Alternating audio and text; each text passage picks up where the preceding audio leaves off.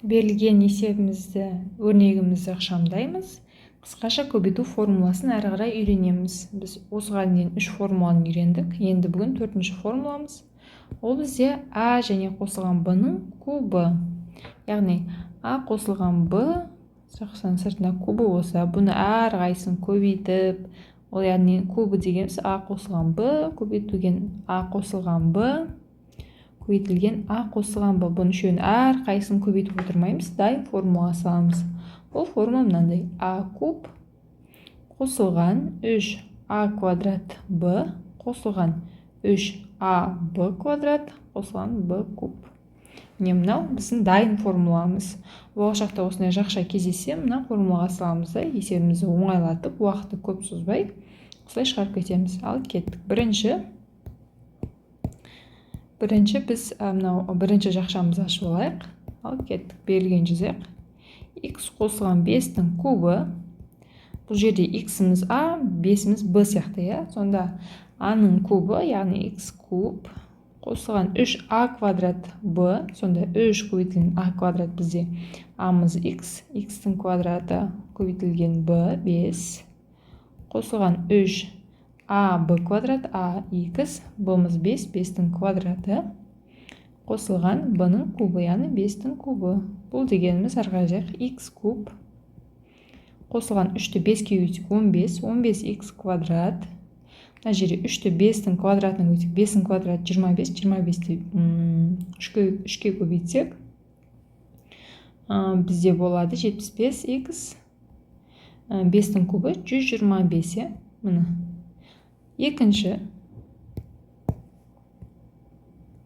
Мына екінші жақшамыз ашылайық.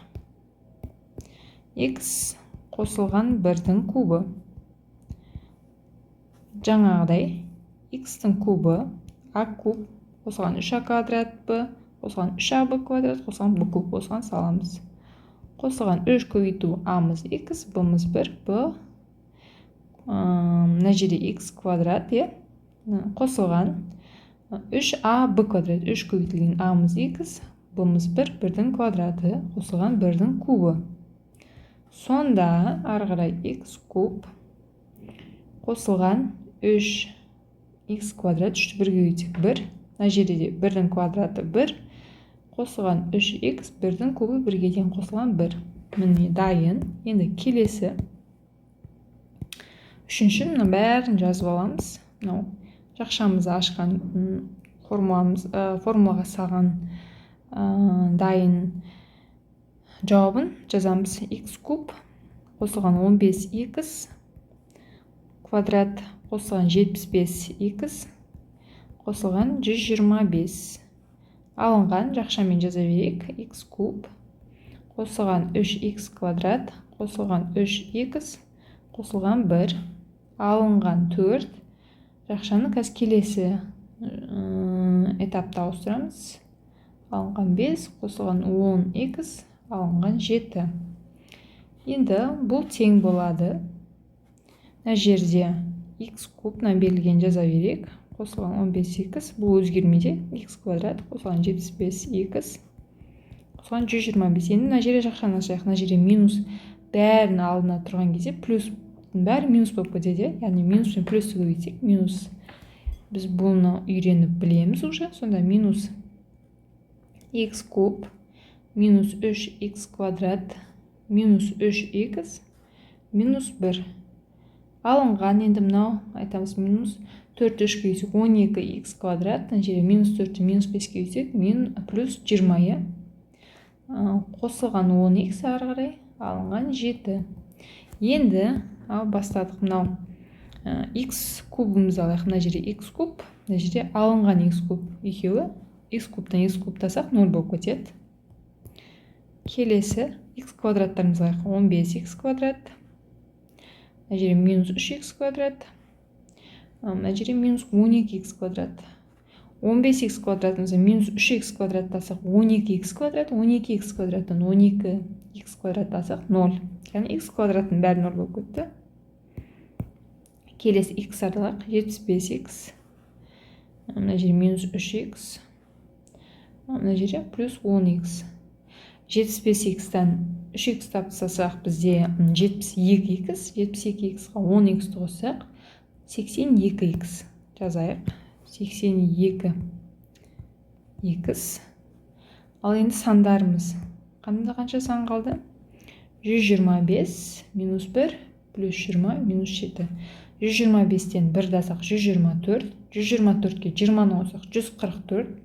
144-тен 7-ні асақ 137. Сонда қосылған 137. Міне ешқандай қиындығы жоқ. Есебіміз шықты. Енді екінші формуланы үйренейік. Қазір мен есеп жазып алайын. Мен астын жазып алайын. X алынған 3-тің кубы алынған x квадрат. Жақшаның ішінде x қосылған 6 минус 5x. 5 алынған 3x минус 19x минус 19x плюс 1. Ал енді осы өрнекті ықшамдаймыз. Қараңыздар, мына жерде бізде x минус 3, яғни a минус b-ның кубы. Біз осы формуланы үйренейік. Біз алдыңғы мына есепте x плюс 3-тің формуласын үйрендік. Енді бұл жолы, яғни a минус b-ның үйрендік. Сонда a минус b-ның кубы дегеніміз тура мынау сияқты жазамыз. Қараңыздар, тура мынау сияқты a куб қосылған 3a квадрат қосылған 3ab квадрат плюс b куб. Бірақ таңбалары басқаша. Яғни бірінші a куб жазылады. Келесі минус 3a квадрат b. Одан кейінгісі плюс 3ab квадрат және минус b куб. Міне біздің дайын формуламыз осындай. Осы формуланы қолданып есебімізді шығарамыз. Ал кеттік. Бірінші істеп қояйық. Мынау жақшамызды ашып алайық. Ал кеттік. X минус 3-тің кубы дегеніміз x куб алынған 3 a квадратымыз бізде, яғни x квадрат көбейтілген b. b-мыз 3-ке тең. Қосылған 3 a-мыз бізде x. b-мыз бізде 3, 3-тің квадраты алынған 3-тің кубы. Сонда бұл дегеніміз x куб, 3-ті 3-ке көбейтсек 9, сонда минус 9x квадрат. Мына жерде 3-тің квадраты бізде 9, 9-ды 3-ке көбейтсек 27, сонда қосылған 27x алынған 3-тің кубы 27, алынған 27. Ал енді ары қарай екінші мынау бәрін орын-орнына қойып, жақшамаларымызды ашып, өрнекті ықшамдаймыз.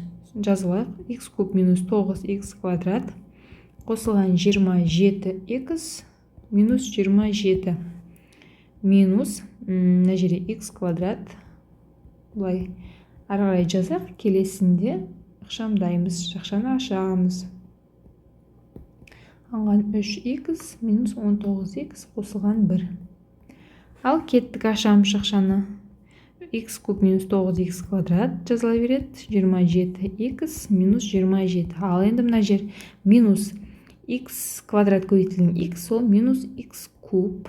Минус x квадратты 6-ға көбейтсек, минус 6x квадрат. Келесі. Минус 5x-ті 5-ке көбейтсек, минус 25x.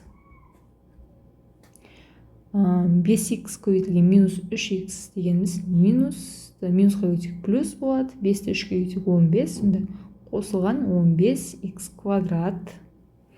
Алынған 19x қосылған 1 тең. Ал кеттік. X кубымыз міне минус x куб нөл болып кетеді.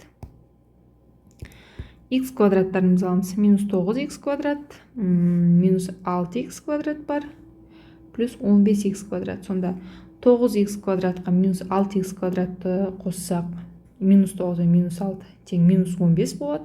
Оған плюс 15x квадратты қоссақ 0 болып кетеді. Яғни x квадраттарымыз мына жерде жоқ болып кетеді. Келесі x-тарды 27x минус 25x минус 19x.